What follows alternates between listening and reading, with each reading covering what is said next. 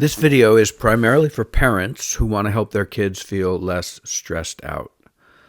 And I'm going to offer an approach that I think is often overlooked, but which I also think is the most fundamental, effective, and enjoyable way for parents to help.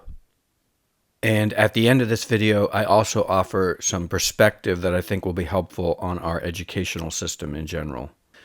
Hi, my name is Chris Dingman, and I'm a Harvard-educated private online tutor with more than 30 years of experience helping kids all over the world with math, science, writing, and SAT, ACT prep.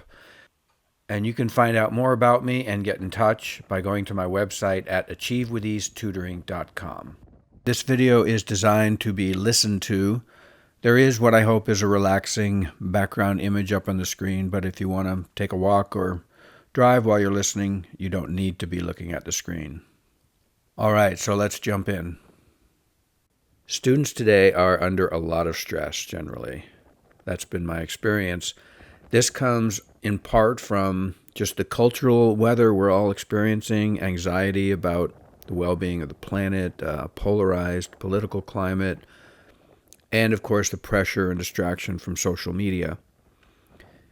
It also comes from academic pressure to excel and achieve, try to get into a good college and all that. Kids often feel overscheduled, as on top of school, they try to fit in homework, athletics, clubs, drama, volunteering, and all sorts of other activities. And of course, many parents understandably want to help their kids feel less stressed. And also, very often, parents focus on the child. And that, of course, seems logical. It's the child that's feeling stressed. But what about you? You are very likely also feeling stress, both because you want to help your kid and because of whatever's going on in your life. What if there is a win-win for both of you? What if, of all the coping techniques for parents of stressed students, the best technique is for parents to focus on reducing their own stress? This might seem counterintuitive or even selfish at first, but a little reflection reveals the power of this approach. It seems to many parents like it's their job to worry about their kids, as if that's the responsible and caring thing to do. But parent worry doesn't reduce student worry. It does the opposite. When a kid feels that their parents are worried about them, it feels like a vote of no confidence. It feels like the parent doesn't believe in them. So a parent's worry will decrease a student's confidence. And the lower their confidence, of course, the less a student feels like trying to succeed. If you're feeling anxious and stressed, does it help to have an anxious and stressed person try to soothe you? Do you go on YouTube looking for anxious, hyper people to help you relax? Of course not. That's like throwing gas on the flames. Likewise, you can't help your kid feel better unless you feel better, and unless you really feel better, authentically. Forcing ourselves to be calming for someone else if we ourselves feel stressed just doesn't work. No matter how many nice words or brilliant suggestions we may make, how we're really feeling underneath those words is what comes through and what gets registered. We feel the calmest around the calmest people. Calm emanates out from a calm person, like scent emanates out from a flower. And it's actually this fundamental condition of calmness that is the most powerful in helping someone else feel calm.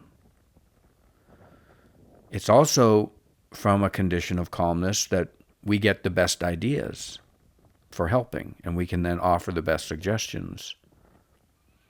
And of course, that goes for your kid. Your kid will do better, get better ideas, manage their time better, see things more clearly. when they operate from a calm foundation. So my advice is to focus on the fundamentals. Focus on your own calm.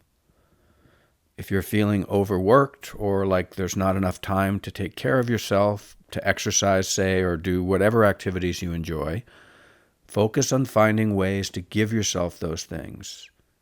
Give yourself permission to relax and do things that relieve your stress. Now, I understand it's not necessarily easy to just stop worrying, but just do your best. Try to find things to help you feel better, and over time, you'll notice a difference. And I think you'll notice a difference in your interactions with your kid. It's just like on an airplane when a parent is told to put on their own oxygen mask and then help their children with theirs. I've worked with parents and kids for more than 30 years now, both as a school teacher and a private tutor. I've been in many a parent-teacher meeting about a, quote, problem kid, and had scores of conversations with parents of my tutor students. And I've felt the worry of many parents as they imagine some impending disaster befalling their child. What if my kid is the one that ends up living in a ditch and all that? And often there's this idea that either the parent or the kid will make some one mistake that will send them down the path to ruin. Like they fail this one test or this one class. But of course, these scenarios almost never happen. Invariably, every kid finds their way forward into adulthood in their own particular way. And I've seen this over and over. Students go through periods where they don't feel as motivated. They seem to care less about school. And then sometime later, they become motivated. Maybe they find an interest, or it's just time for them to feel that way, and they turn things around. The uniformity of our schools reinforces a false idea that all kids should progress at the same, quote, normal or healthy rate. But this just isn't how humans are. Just as everybody has their own talents and preferences, so too everybody has their own rhythm and pace. And you can help reduce your students' anxiety by trusting they'll find their own unique path, and indeed are already somehow on that path. There are so many options and pathways to success, especially nowadays. And our society's current one-size-fits-all approach to education is actually not optimal for most kids. I call it a one-size-fits-none approach. It's not natural to expect all human beings to thrive in our conventional academic setting, sitting in chairs 6 hours a day, marching along in all the subjects at the officially mandated pace.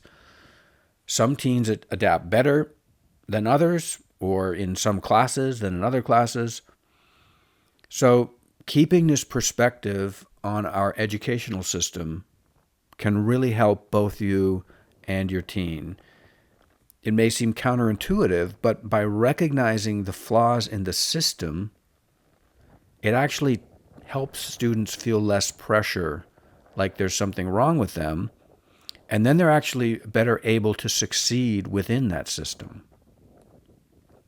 So, to wrap it all up, if you're a parent, the best thing you can do to help your student relax and do better is for you to relax and do better on focusing on how you're feeling.